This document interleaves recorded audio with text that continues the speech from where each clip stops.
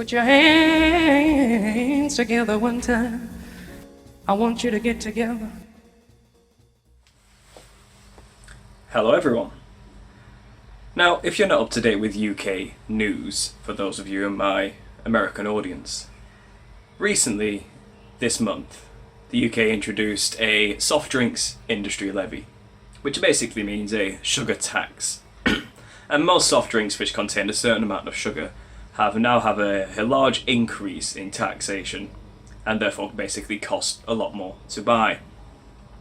Now the government here, on their website, has tried to explain why they're doing this. So the general description of the measure is, this is a new levy that applies to the production and importation of soft drinks containing added sugar.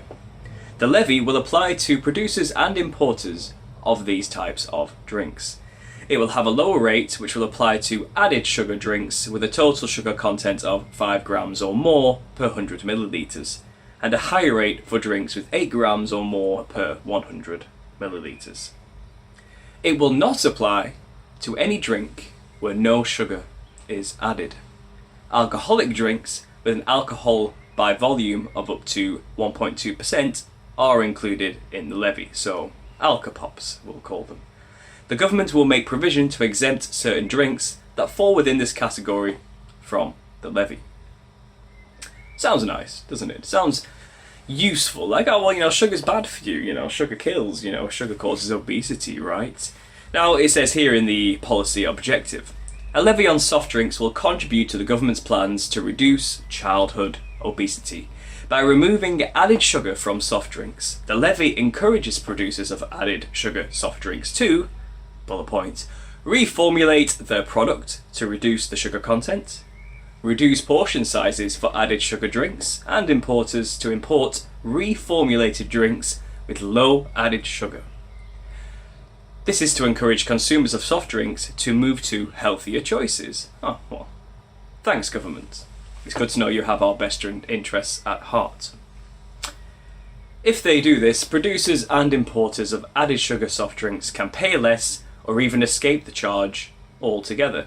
So if companies, encourage and sell more no added sugar or diet soda products, then of course they miss this tax and save themselves a bit of money.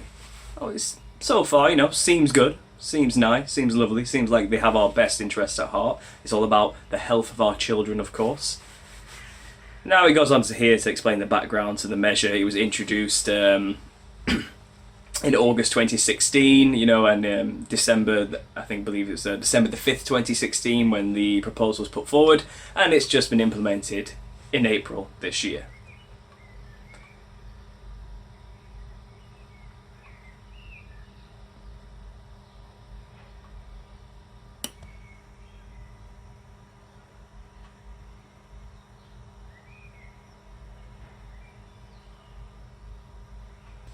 Now, we've got the boring stuff out the way. That's the proposed bill. Now, if you haven't already noticed, you're on Understanding Conspiracy. So what you're about to get from me is not going to be an agreement with this proposal. You're going to get a conspiracy. Now, let me tell you a story. From the ages of around, 5 to 15, I believe, I suffered from crippling migraines. And I mean seriously crippling migraines where I couldn't even walk. They were that bad. It would start here with this general nerve pain. It would shoot down my face, down my neck, go across my chest, and down my arm. Now that's just the nerve pain. Along with that, I would have nausea, blurred vision, vomiting, and extreme fatigue. Not nice. And it took me a long time to try and figure out, why am I getting these migraines? Why? Like I said, around about 10 years of my life, I suffered from these things. As time went on, I observed my diet, because I realised this wasn't some kind of genetic or passed down through my genes, shall I say, kind of disease. Something was causing this and triggering this. So eventually I focused on what I was eating and drinking. After many failed attempts of trying to deal with the migraines on beta blockers and powerful painkillers, I eventually figured it out. It was Diet Coke. Something I would drink around about a minimum of a litre every day. Now I understand that's pretty excessive, but that's just the way I was as a child, and I'm sure many other children out there drink a lot of fizzy drinks, and Diet Coke was my preferred drink. It was practically an incredibly addictive substance. I loved Diet Coke, but I also suffered from crippling migraines. So I cut Diet Coke out of my life and I switched to normal Coke. Coke Classic. Right here. Because I figured something out, you see. And my mum tried to warn me. As a child, she would worry about the amount of Diet Coke I was drinking. And she printed off this sheet she found online of the list of side effects of artificial sweeteners. Specifically, one sweetener, which is going to be the topic of this video today. And that's called aspartame. Or aspartame, however you want to pronounce it, depending on where you're from. It's fine by me. Now, aspartame is a nasty chemical. A very nasty, man-made sweetener. And I have some information here I've gathered, which I'll show you on the screen, about the side effects of aspartame as well. So, aspartame. Decades of science point to serious health consequences. Most people begin consuming diet products not because they love the taste or want to gain extra nutrition, but because they believe doing so will help them lose weight. Those sweetened with aspartame make up the large part of the diet products market to this day, despite plentiful research showing they likely promote weight gain, not loss. Take the 2011 study by researchers of the University of Texas Health Science Center in San Antonio. After following 474 diet soda drinkers for nearly 10 years, researchers found that the drinkers' waist grew 70% more than the waist of non-diet soda drinkers. Further, those who drank 2 or more diet sodas a day had a 500% greater increase in waist size. A similar study published in 2015 also revealed a striking dose-response relationship between diet soda consumption and waist circumference. So, if you're drinking Diet Coke because you think basically this will help me lose weight, you're in for a bit of a shock. In fact, it actually makes you gain weight. Who knew? Who would have thought such a thing, eh? Now, people who never drank diet soda increased their waist circumference by an average of 0.8 inches during the 9-year observation period, while daily diet soda drinkers gained an average of 3.2 inches, quadruple that of those who abstained from diet soda altogether. Even occasional diet soda drinkers added an average of 1.83 inches to their waistline in that time period.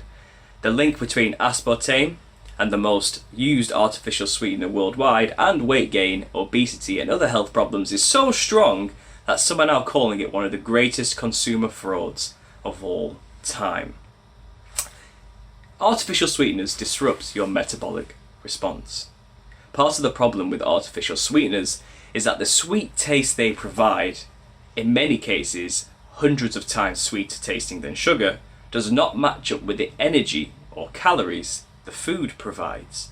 Your body, however, is designed to relate the two, and a recent study at Yale University School of Medicine research revealed that the mismatch that occurs when consuming artificially sweetened food and beverages leads to disruptions in metabolism. In a Yale University press release, senior author and psychiatry professor Dana Small said, "The assumption that more calories trigger greater metabolic and brain response is wrong. Calories are only half of the equation. Sweet taste perception is the other half. Our bodies evolved to efficiently use the energy sources available in nature. Our modern food environment is characterized by energy sources our bodies have never seen."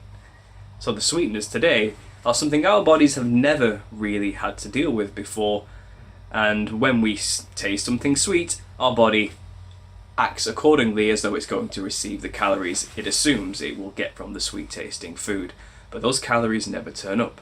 So your metabolism ends up completely out of whack. Now, I can relate to this because not only did I have debilitating migraines through my constant consumption of diet soda, I was also incredibly overweight as a child, and it took me a long time to lose the weight through, well, not eating a lot, smoking a hell of a lot, and going to the gym non-stop.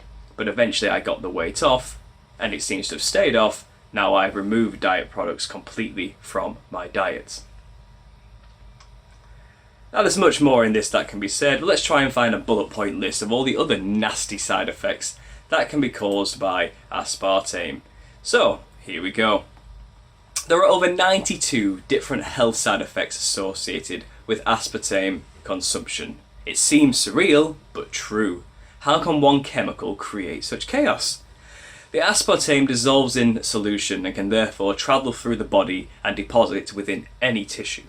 The body digests aspartame, unlike saccharin, which does not break down within humans. So, the aspartame side effects. When it comes to the eyes, it can cause blindness in one or both eyes, decreased vision and/or the other eye problems such as blurring, bright flashes, squiggly lines, tunnel vision, decreased night vision, pain in one or both eyes, decreased tears, trouble with contact lenses, bulging eyes. When it comes to the ears, it can cause tinnitus, ringing or a buzzing sound, severe intolerance of noise, marked hearing impairment. When it comes to the neurological side effects, it can cause epileptic seizures, headaches, migraines, and some severe, dizziness, unsteadiness, both, confusion, memory loss, or both, severe drowsiness and sleepiness, paresthesia or numbness of the limbs, severe slurring of speech, severe hyperactivity and restless legs, atypical facial pain, severe tremors. Psychologically, psychiatrically, it can cause severe depression, irritability, aggression, anxiety, personality changes, insomnia, and phobias. When it comes to the chest, it can cause palpitations, shortness of breath, recent high blood pressure. Gastrointestinal side effects include nausea, diarrhea, sometimes with blood in the stool, abdominal pain, pain when swallowing, skin and allergies, itching without a rash, lip and mouth reactions, hives, aggravated respiratory allergies such as asthma. Endocrine and metabolic symptoms include loss of control of diabetes, menstrual changes, marked thinning or loss of hair, marked weight loss, gradual weight gain, aggravated low blood sugar, hypoglycemia, severe PMS. Others include frequency of avoiding and burning during urination, excessive thirst, fluid retention, leg swelling and bloating, increased susceptibility to infections. Additional symptoms of aspartame toxicity include the most critical symptoms of all: death, irreversible brain damage, birth defects including mental retardation, peptic ulcers, aspartame addiction and increased cravings for sweets, hyperactivity in children, severe depression, aggressive behavior, suicidal tendencies. Aspartame may trigger, mimic or cause the following illnesses: chronic fatigue syndrome, Epstein-Barr, post-polio syndrome, Lyme disease, Graves' disease, Meniere's disease, Alzheimer's disease, ALS, epilepsy, multiple sclerosis, EMS, hypothyroidism, mercury sensitivity from amalgam fillings, fibromyalgia, lupus, non-Hodgkin's lymphoma, attention deficit disorder. These are not allergies or sensitivities but diseases and disease syndromes. Aspartame poisoning is commonly misdiagnosed because aspartame symptoms mock textbook disease symptoms such as Graves' disease. Aspartame changes the ratio of amino acids in the blood, blocking or lowering the levels of serotonin, tyrosine, dopamine, neopinephrine, and adrenaline. Therefore, it is typical that aspartame symptoms cannot be detected in lab tests and on X-rays. Textbook disorders and diseases may actually be a toxic load as a result of aspartame poisoning. Ever gone to the doctor with real physical symptoms but he can't find the cause? Well, it's probably your diet, your environment, or both. So there's a horrible, shocking list of the side effects of this terrible poison, which is literally what it is, people. It's pure poison. Now, let's look into aspartame and why we even use such a disgusting poison in our drinks, shall we? Is aspartame dangerous? Well, it depends on who you ask. This artificial sweetener has found its way into more than 6,000 products, including carbonated and powdered soft drinks, chewing gum, confections, gelatins, desserts mixes, puddings and fillings, frozen desserts, yogurt, tabletop sweeteners, and some pharmaceuticals such as vitamins and sugar-free cough drops. Currently, aspartame is consumed by over 200 million people around the world. That's a lot of food and a lot of people. Looks like the question is aspartame dangerous is one we should be asking. If you head on over to aspartame.org, you'll find loads of reassuring data that indicates that the artificial sweetener has been through the scientific rigor. You'll find endorsements by all sorts of experts and important people, but if you take a look at the history of the facts paint. If you take a look at the history books, the facts paint. But if you take a look at the history books, the facts paint a different picture. Sneaky history on how aspartame became legal. Born out of accident. In the mid-1960s, a chemist worked for the company by the name of G.D. Searle accidentally created aspartame in a quest to produce a cure for stomach ulcers. Searle puts aspartame through testing procedures and eventually gets approved by the FDA. Unfortunately, the testing process was among the worst. Not long after approval, the dangers of aspartame brought G.D. Searle under major fire. In fact, aspartame triggered the first criminal investigation of a manufacturer put into place by the FDA in 1977. In 1980, the FDA banned aspartame from use after having 3 independent scientists study the artificial sweetener. Why? Because they found that aspartame came with a higher danger of inducing brain tumours. Brain tumours. Bad. Aspartame banned by the FDA. In January of 1981, Donald Rumsfeld, CEO of Searle, stated in a sales meeting that he was going to call his markers and make a push to get aspartame approved. That month, Ronald Reagan was sworn in as President of the United States. His transition team included Rumsfeld, who handpicked Dr. Arthur Hull Hayes Jr. to be the new FDA Commissioner. Within a couple of months, Hayes appointed a 5-person scientific commission to review the claims of aspartame. In a 3-2 decision, the panel upheld the original ban, stating that the artificial sweetener was unsafe. Despite the panel's decision, Hayes later installed a 6th member on the commission who voted in favour of making aspartame legal. The vote was now deadlocked. So what happened? Hayes personally broke the tie in aspartame's favour. Keeping in mind that Dr. Hayes, a pharmacologist, had no previous experience in food additives before he became the FDA director. On July 18, 1981, Hayes officially approved the use of aspartame as an artificial sweetener in dry goods. Now here's the kicker.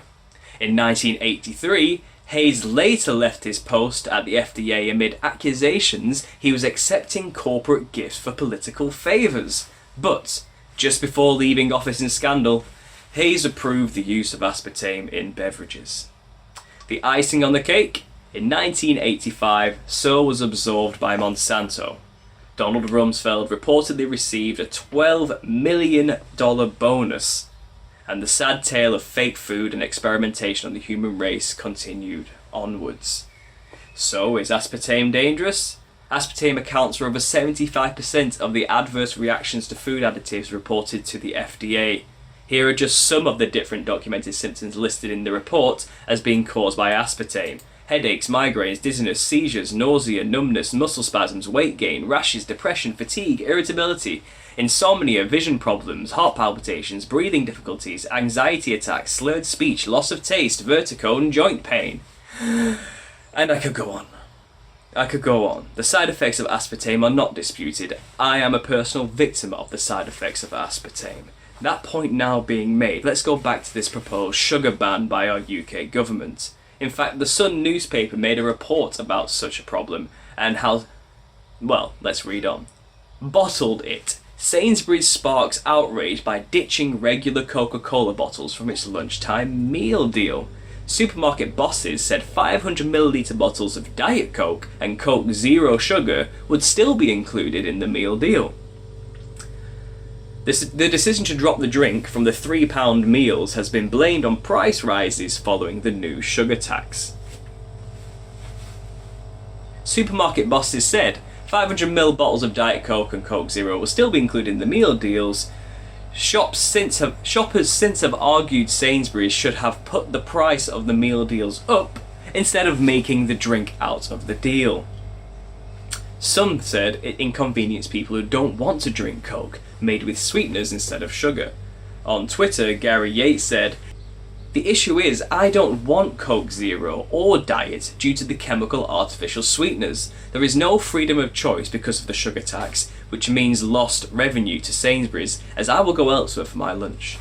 You're sticking it to him there. Consumer, I can't read that, but there's one woman tweeted, "I'm allergic to sweeteners. They cause me horrendous, debilitating migraines." I can relate.